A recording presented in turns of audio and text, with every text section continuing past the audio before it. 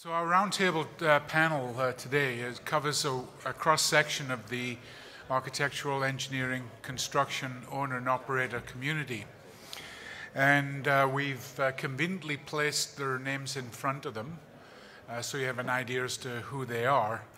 In the interest of time, we found that when we've done the roundtable and introduced them, the entire roundtable was the epistle to their individual companies, and so we had no time for questions. So this time, you just get to look at them and figure out their name, and then if you're using the nice, convenient app you have, you can get a bit of background in each and every one of them. So, in terms of kind of getting this discussion off, we've been talking a lot about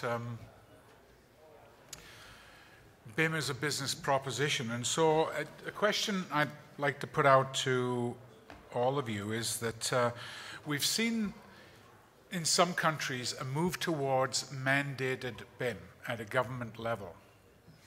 Now, from your perspective, we think there's other countries such as Africa and Australia that appear not to want to go that path. What would you say in terms of the pros and cons? For some of you might be for or some against it. What are the pros and cons against a mandated BIM? I'd like to tackle that one first.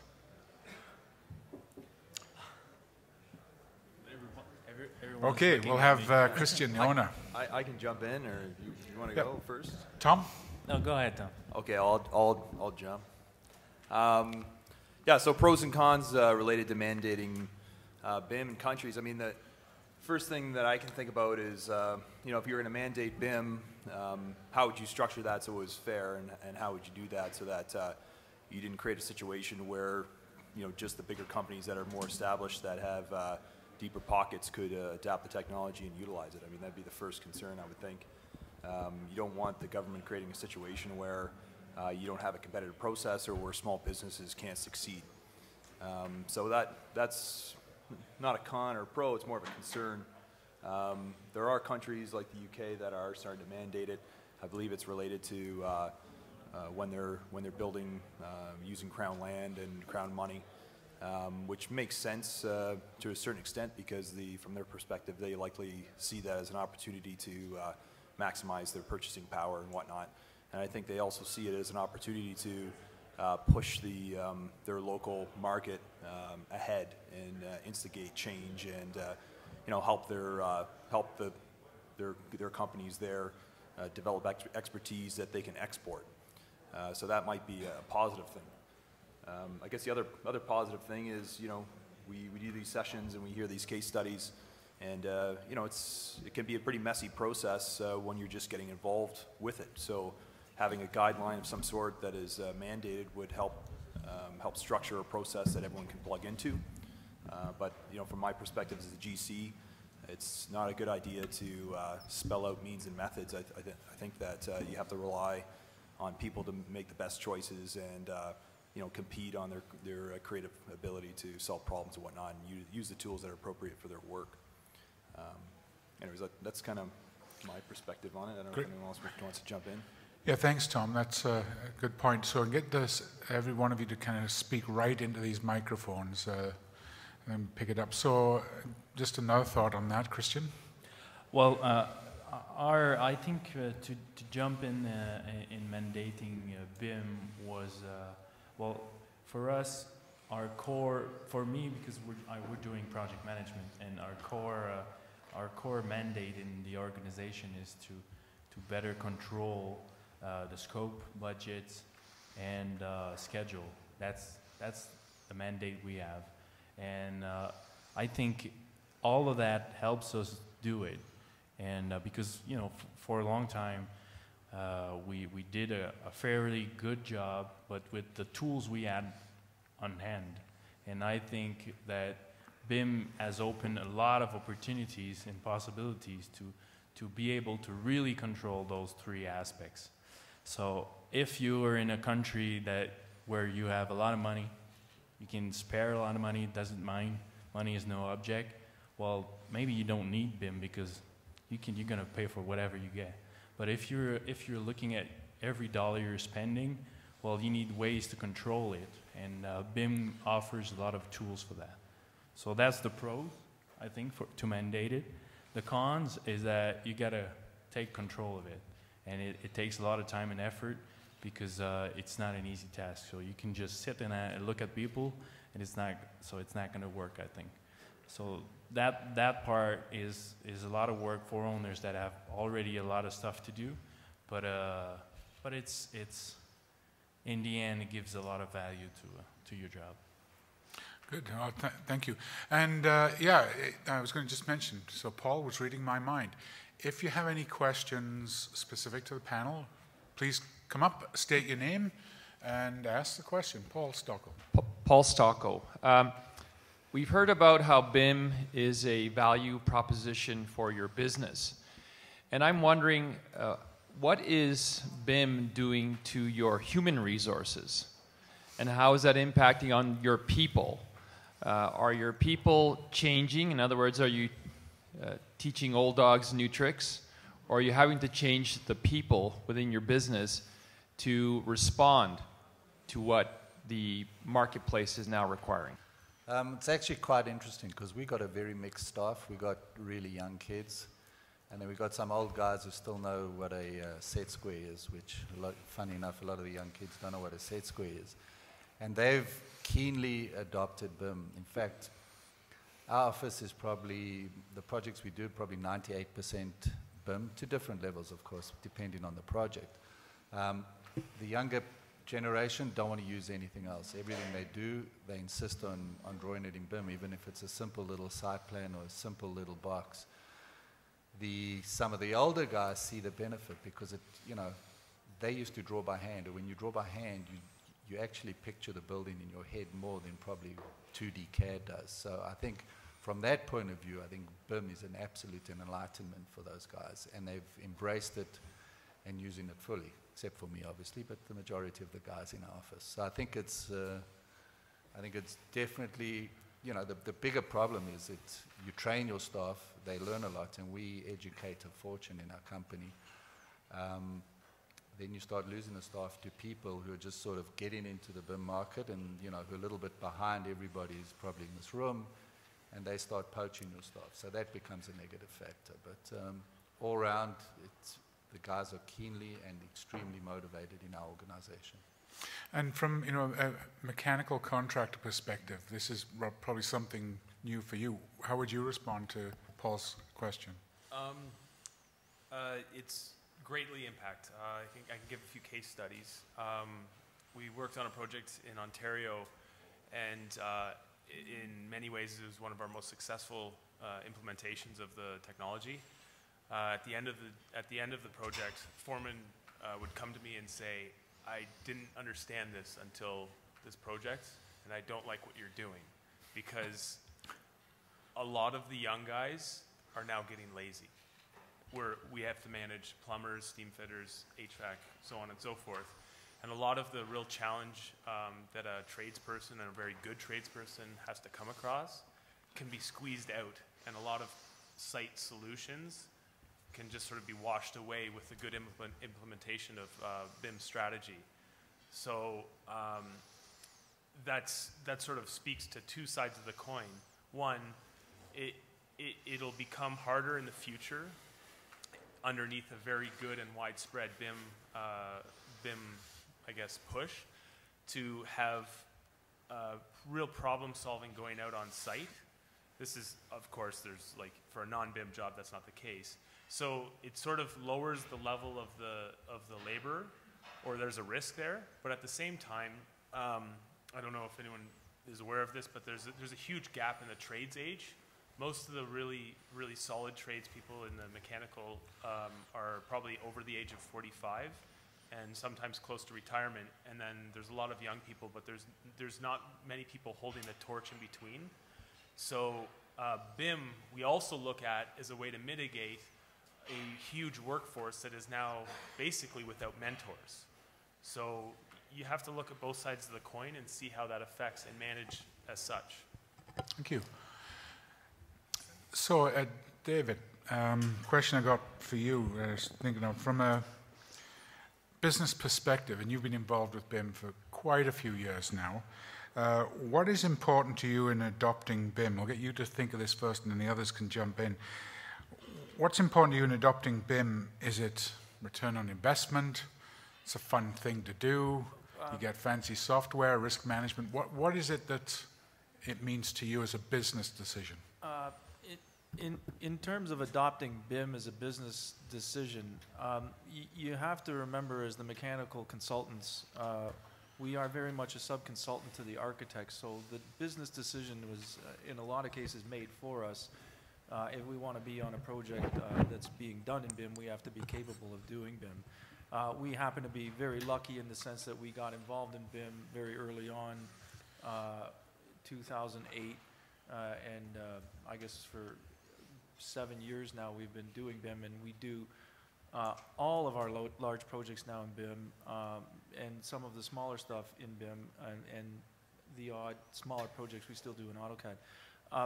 But in terms of,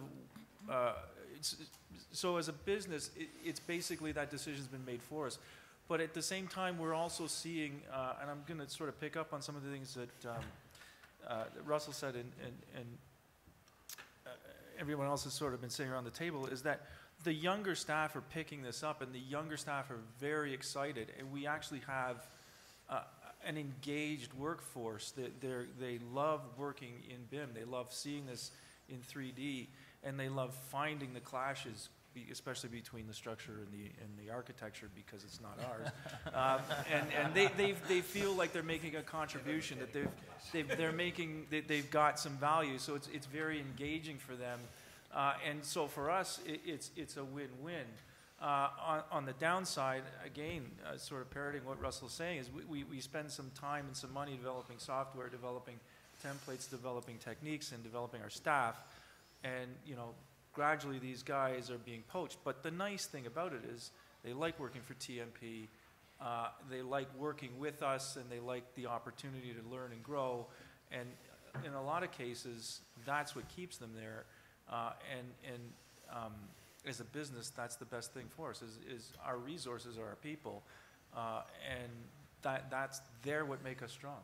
So very much a human resource issue, culture, experiential opportunities that you got there. Right. Tom, you're the contractor on here. What is it for you? Is it return on investment, risk management? Yeah, all of the above, I would say. I mean, we, as a big general contractor, we're dealing with multiple different contract types. Sometimes we're at risk and we're managing our own risk, and we want to maximize our profitability, and that means making sure that every single element that's going to come to the job site is going to fit and work, and managing that project so we hit our schedule and budget targets and whatnot.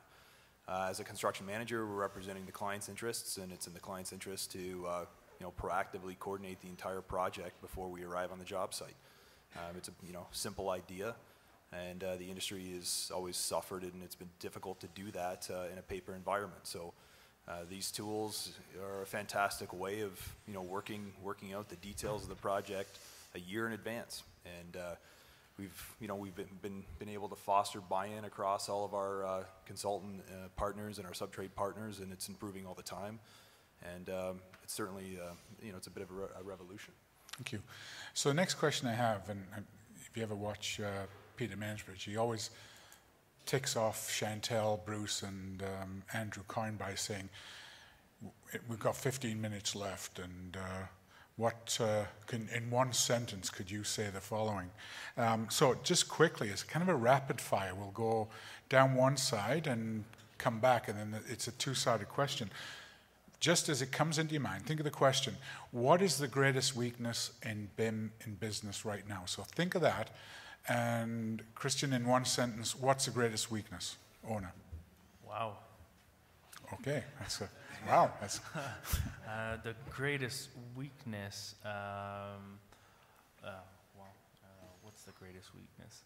Well, I think the weakness right now is that there's so many differences in experience. Well, the knowledge that the state, all stage of the construction industry in the project, that we don't bring it together easily. Good. Okay. So that's interesting. Russell, quickly, your I thought. actually don't see any weakness. I just think it's an absolute strength. The weakness is, or our struggle, more than a weakness, is just convincing the clients, convincing our consultants, and convincing the contractors that this is the way to go. Not the bigger guys, but some of the smaller guys. But it's an absolute strength. Okay, thank you. David? Weakness? Weaknesses, I guess from our perspective, the biggest weakness we see using BIM is managing everyone's expectations in terms of what they're going to get out of the model. A lot of the times there are things that go into a construction site or go into the constructability of what we model that don't show up in the model. Pipe hangers, for example, or cross bracing, or the top of wall bracing. We can't model what is, or we can't coordinate what's not in the model. So there is a drawback to that. And when we get to the site, or when we get to those interference coordination meetings, those are the things that we start looking at and go, oh, yeah, I guess we do need to take that duct, which was shown perfectly, and now we have to put a couple of kinks and turns into that to get it to work. But again, this is all being worked out still virtually and not standing in a job site in a puddle of mud sitting there looking at going, now what do we do? We're still working this out on a computer screen, so the costs are significantly reduced.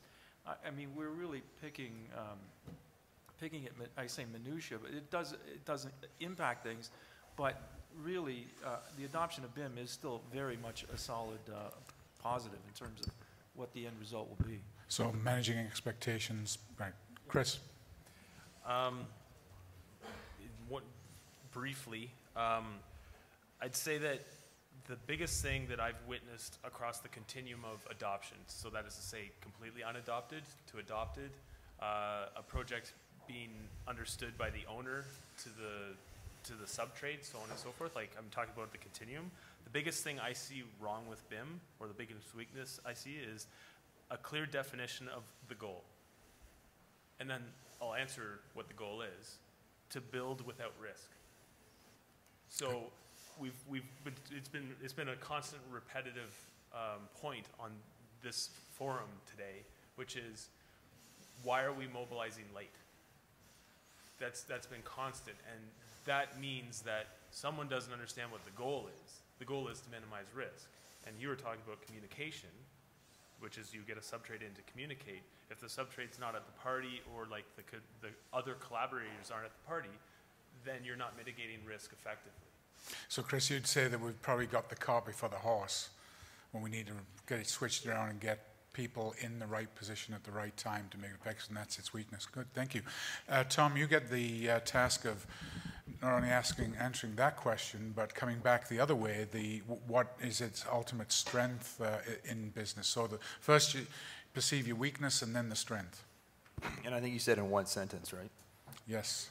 So I wrote down, BIM is a team sport, semicolon, you need everyone to play.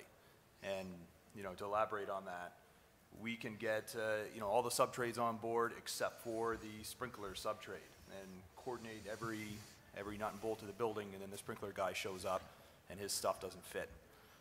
That's a common problem on every job that we have, and we figure out strategies to deal with that by filling in the blanks or helping that sub-trade mature in their sophistication and hire people, or whatever the case is. But that is a weakness. We need everyone to participate in this, and that's why I put so much time into this organization, frankly, because it's in our interest to help all of our suppliers to mature in their use of this technology. So biggest strength, basically, there's so many. I would say biggest strength is value. Value for your purchasing power as a developer, as an owner. You want to maximize value. If you have $1 to spend, you want to get the most square footage you can for that dollar of the highest quality possible. And the whole industry revolves around risk and transfer of risk. And there's an enormous amount of well-paid lawyers, no offense, Paul, that make a tremendous amount of money dealing with the adversarial nature of what we do.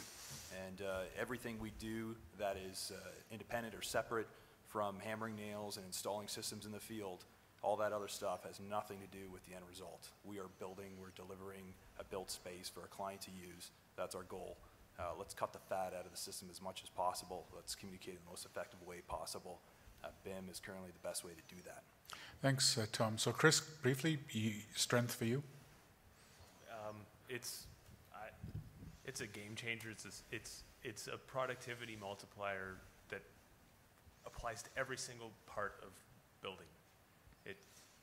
All of it. Good. A catalyst. Yeah. Dave. Strength. Well, I mean, everyone's been talking about the strength of this is in terms of a fantastic tool to mitigate risk, which is what this whole process is all about.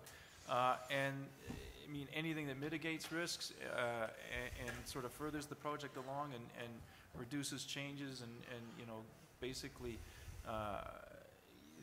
the end product is a much better product. The owner is a much happier client and you know, is willing to come back to you guys again later because you were successful. This is the nature of business. Is, you know, you want a happy customer. You want a good product. You want a happy workforce. BIM delivers on all of those. Thanks, Russell.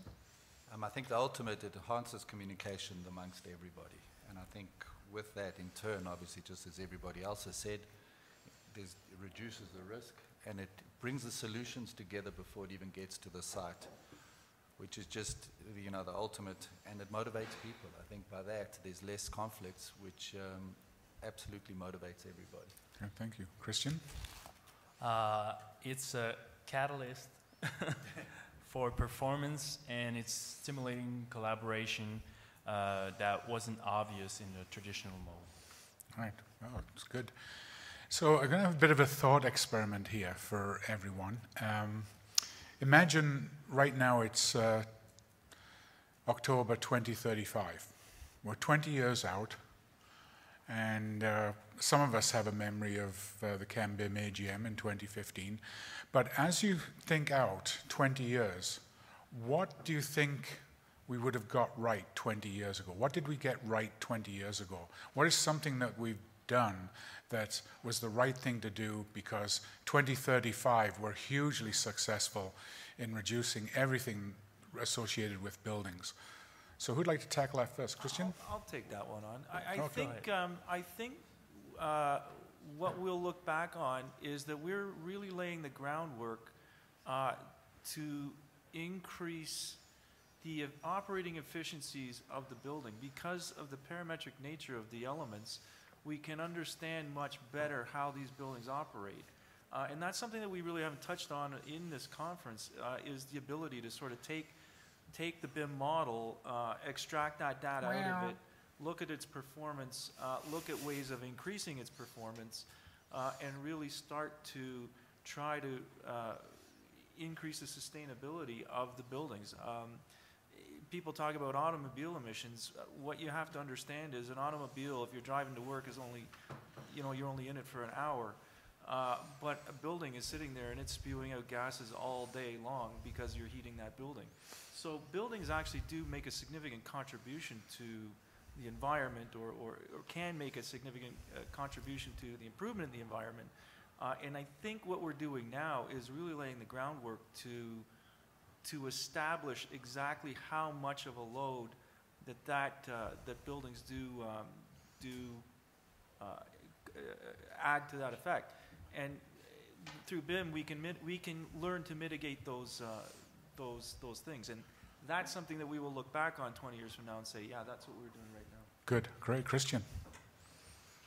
Well, I think that we'll have a look back and say that 20 years from before 2035, that we were trailblazers and we were in a dynamic era where everything was possible, and we tried a lot of things.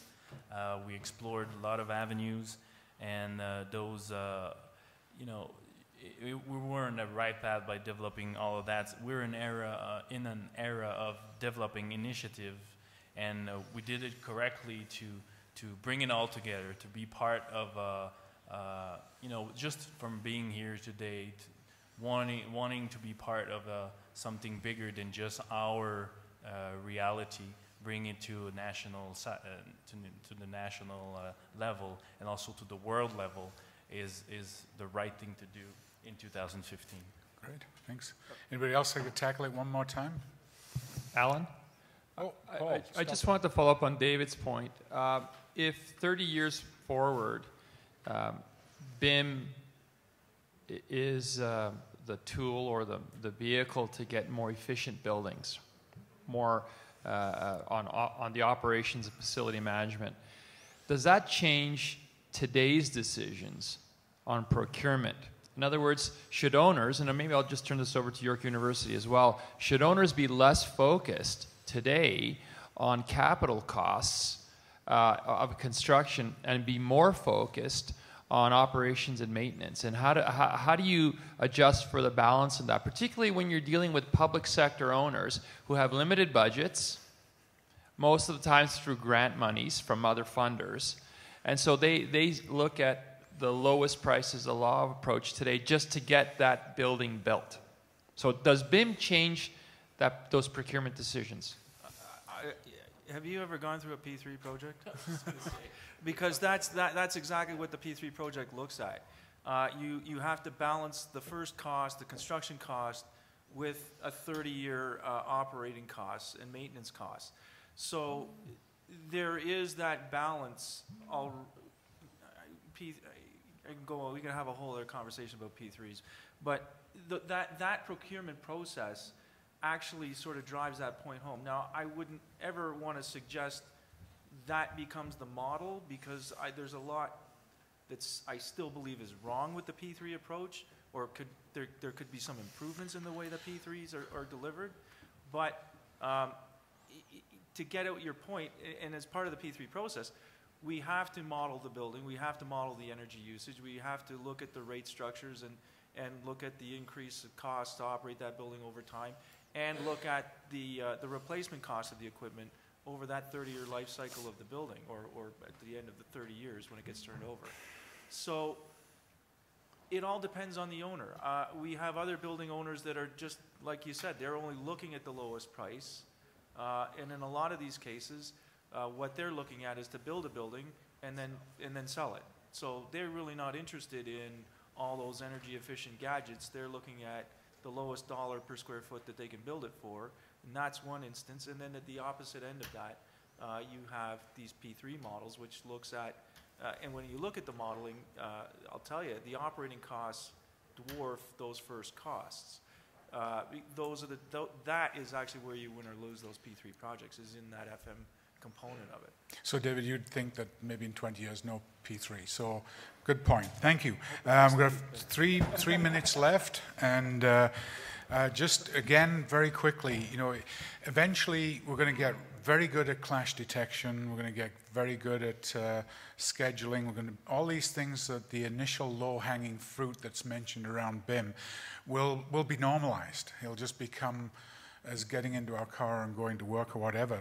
What do you see as just, again, very quickly, what's the next thing beyond that? And I know Dave's mentioned about the energy performance. I think that's an excellent point. But what are some others that you see? Like Chris, what do you see beyond using the tools for the things we have right now? What is it? I'm just going to extrapolate on what I already see. The architects are going to keep squeezing that ceiling space. So that means that I'm not going to get the break you're talking about. The clash detection is not going to get simpler. None of that's going to happen. We're just going to keep barely delivering. Okay, so no more ceiling space. So actually, Russell is sitting there saying, "I'm going to give you all the ceiling space you want now. So don't worry." So with that in mind, that Russell is the greatest architect you've worked with. He's given you all the ceiling space. What do you see on a positive side as beyond? Sort of following that stream of jest but seriousness is that the buildings are going to become more beautiful and complex. That's because we can. That's, I think, what's going to happen. Thanks, Russell. I think we're just going to improve on the energy modeling, and I think the lifespan of the building is going to have to improve, and the life cycle costs of the building are going to have to improve. And I think we're going to just, because of that, we're going to actually squeeze in an extra floor. So the 20-story building in that height is going to become a 22-story building. I noticed. And that's from the developer's point of view as well. We're already doing that, by the way. Yeah, so, and that's a good point, because we talked about management. We've got the new, the energy code is coming into effect. I don't think we've all begun to understand that one.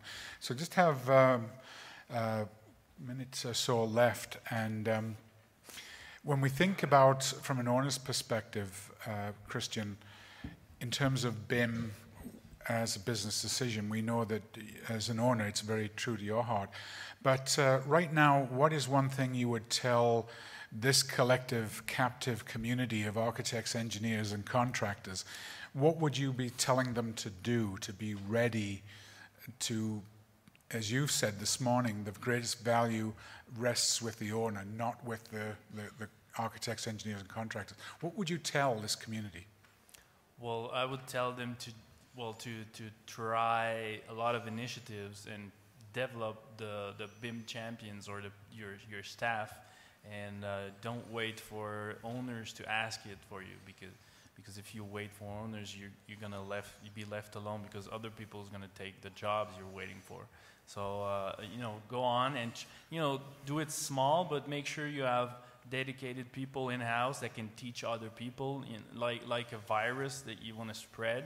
So try things, give your younger people tools to practice and try stuff, give them a little bit of time, and do it one step at a time. And I think that's you have to do it. If you don't do it, you're going to miss the train, because all owners are seeing the potential of that, and even the ones that are going to sell it, they want to build faster with lower cost, and that's not going to be done in the traditional mode, for sure.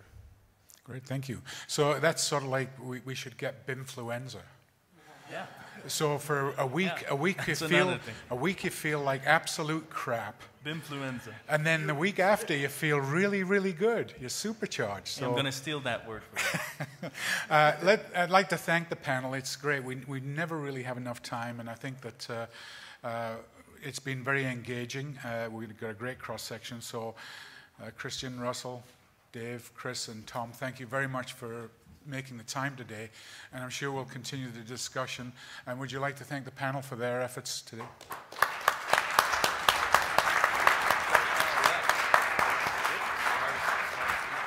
Thank you very much.